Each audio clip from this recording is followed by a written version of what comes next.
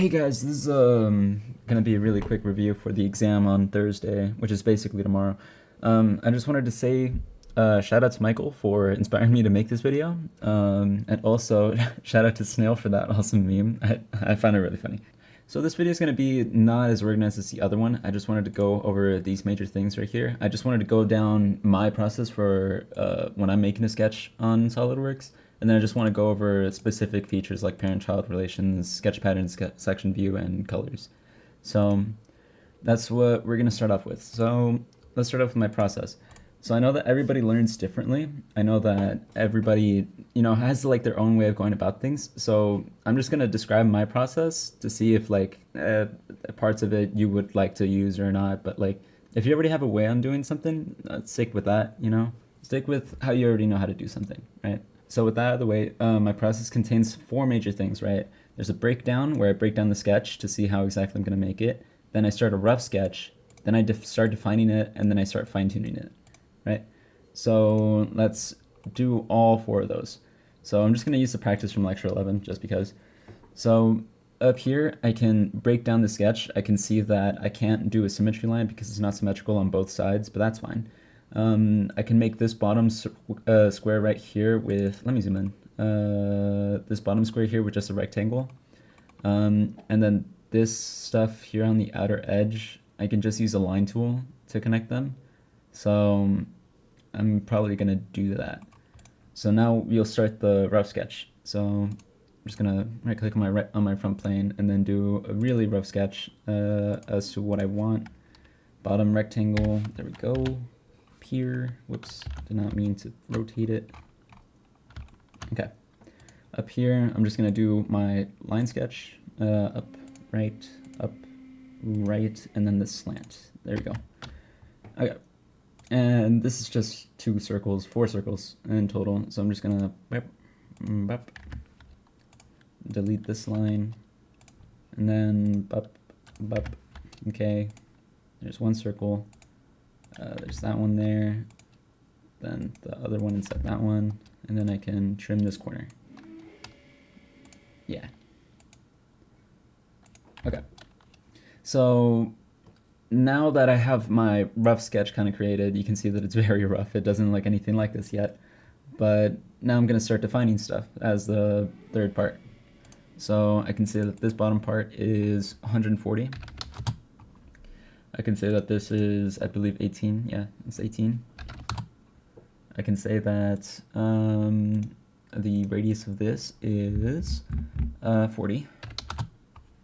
The radius of this is 20. The radius of this is 50. Radius of this is 30. Not radius. I've been saying radius this whole time. I meant diameter. Diameter of that is 30, and then here this should be a fillet of 25, but I don't think it's gonna let me do that. Oh no, it will. Okay. Yeah. Okay. So now that we got those, I need to set my heights for these circles to be about 56, and U from here needs to be 118. Right. Okay. So cool. And then from here to here needs to be 50. Okay. So that's done. Okay, so now I just need to start fine-tuning everything, right? I got all my dimensions kind of planned out, so I just need to start defining things, right? Or fine-tuning them. So I can see that this line is not really where I want it to be. That's because it's just kind of cutting through this circle here. So I'm just gonna hold control on both of these and then make them tangent to each other. Same with this endpoint. I need to make this coincident with the endpoint of this, or with the edge of this, yeah. So now that line is defined. And then the circle. I just forgot to constrain it vertically. So I need this line to go straight up, so I'm just gonna click on it and then make it vertical. And now everything is fully defined, right? Okay, so that's just my process, right? That was just a really basic rundown of my process. So what I want to go over now is parent-child. Okay, so now I want to cover parent-child. So parent-child is nothing too crazy. It's just building on top of already made features, right? So if I make a feature here on the top plane where I make, like, let's say a square and then turn that into a cube, like this. Parent-child would be me having to build on top of this, right? Or like edit some sketches on these surfaces to add more things to it. So if I want to go over here and I want to make a part, let's say a cylinder come out of here, then I would just make that and then extrude it and then make this go like that much tall. There we go. That's all that parent-child is. It's just stuff like this. I'm pretty sure if we go into here to parent-child, yeah. The parents of this would be this sketch, and this is the children of it. So that means that this belongs to this major part right here. This is the parent, this is the child. So that's all that means. I can also do this with circles, I'm pretty sure. Not with circles, with cut extrudes. So if I wanted to make a slot in here with another, whoops, that is a centered rectangle, with another rectangle, like that, and then extrude cut. I'll just make this go through all, why not? Yeah, stuff like that. This would also still be considered parent-child. Yeah. Yeah, so this whole thing is the parent, and then all these three things are children. That's a funny way to call them. Okay, let's cover what's next. Relations. Okay, so relations are really important. A lot of the times when you are drawing a sketch, it will automatically add relations to whatever you're drawing. So for example, if I make like a line from right here and then put maybe like a circle like right here, and then I make it touch this line, just because I made it touch that line, it automatically made this tangent to it. So you can see, or not tangent, coincident to it. So now I'm pretty sure I can't move this circle outside of where that, yeah, point is. So it will add relations as you're drawing, which would make things difficult sometimes, because what if I wanted this to not be attached to that, right? I just have to be careful as to where I draw my circle. So I would just have to make it like right here. Make sure I don't click on the end of that, right? And then I can just move this around anywhere I want. Yeah, relations are kind of like the glue that holds everything together. So there's a bunch of them for different types of lines that you're making. So circles have, let's say, got my line again. Let's say I actually have this as like a slant. Let's just make a triangle. Okay, so we have our triangle here. Let's say I want this circle to be, let's just say I want this circle to kind of like travel alongside this slant, right? Like I kind of want it to roll down this slant, right? What I would have to do is that I have to click on the corner, or not the corner, on the outline of the circle, and then hold control and click on the slant, and then I have to make a tangent. Tangent is just the Latin word for touch, so that means that it'll just continuously touch the edges of this circle, right? So if I make them tangent to each other, now this will forever just be touching the edge of that circle, right? Yeah. And I'll follow that curve even if it's outside of it, yeah. Okay, let's make another example that I think is fairly common, and that is coinciding things together, right? So let's just use the circle again. So let's just say I want this circle to be right there. I want this circle to be right here. What I have to do is that I have to click on the midpoint of the circle and then the end point of that line. Then I have to click coincident, right? That'll make it so that it'll be right at the top of that line, right? So I have all these different shapes. So relations are what I can use to make them kind of like go together in a way. So if I want this line to go with this arc and then go to this circle, what I can do is that I can make this point and this point be coincident. So that would make them go like inside of another. So now I can move this around and then I can make this part be coincident with the edge of this circle, right? So I can do that. So now that point will forever touch the edge of that circle. But what if I wanted to go along the circle's edge, right? That would mean I would have to make a tangent to that edge. So I'm just going to click on the line and then the edge of the circle and then make that tangent. So now this will forever be touching the edge of that circle. Same thing with here. I want this to also be tangent. So there we go, right? And let's make a line right here. And let's say I want this box to be on the same level as this line, right? There's different ways that I could do that. I could define it with the smart dimension, but I can also just click on this line and then this line and then make them collinear.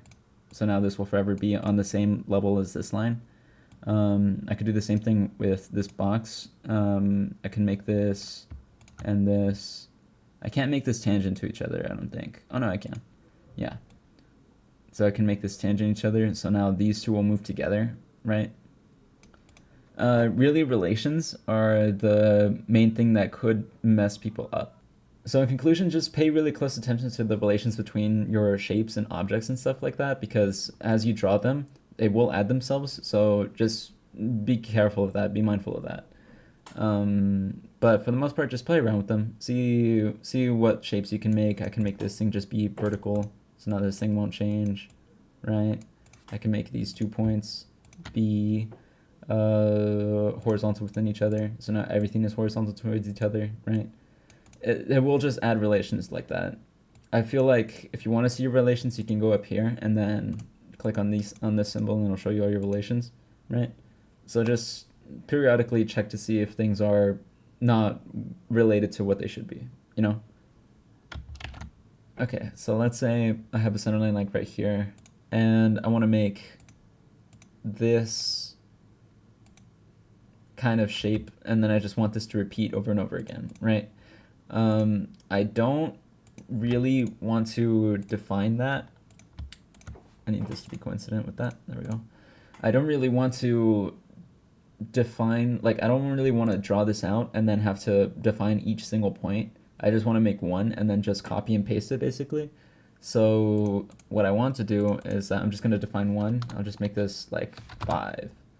Make this also like 5. So linear sketch pattern is pretty easy to do, right? I just click on all these lines and then I just click on linear sketch pattern and then I choose how many I want. Let's say I want 4. And then I can space them out to be like this, right? And then whenever I do a thing to one of them, it'll do that to all of them. So if I make this point and this point coincident, it will do that to all of them, and all of these are linked together, right? So that's an effective way of using sketch pattern, right? I would only use it if I want to avoid having to put dimensions in every single one of these, right? That's the only reason why I would use that. It's the same thing with the mirror entities. If I wanted to mirror one side to avoid having to do the exact same thing over and over again, I would mirror them. That's the only reason why I would use sketch pattern, right? Okay, so let's go over section views really quick. So section views are really simple. Up here at the top where it says, where you have all these symbols here, you can go over onto this one where it says section view, and then here you can choose what angle you want to cut your object in half with. So you can either choose the front plane, which is where this circle was made, or top plane, so you would only get the top half, or right plane, so you would only get the half of the circle, right? I'm not sure what this button does. I don't think it does anything. So you can switch the direction with this button, right? Same thing with this one, same thing with this one, you know that. And if you click on the check mark up here, right, you'll see just the cross section of that you want. And to go back to your normal view, you'll just click again on the section view button, and then it'll bring you back. Yeah.